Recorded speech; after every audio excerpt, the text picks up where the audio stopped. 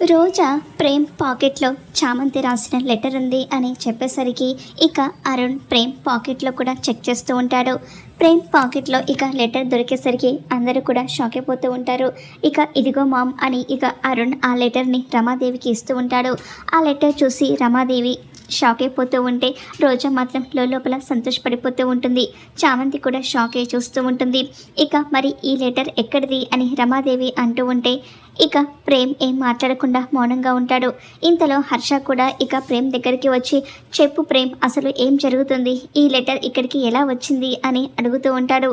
ఇక ప్రేమ్ తప్పక ఇది చామంతి రాసింది అని చెప్పేస్తూ ఉంటాడు. అలా ప్రేమ్ చెప్పేసరికి చామంతి ఒక్కసారిగా షాక్ అయిపోతూ ఉంటుంది.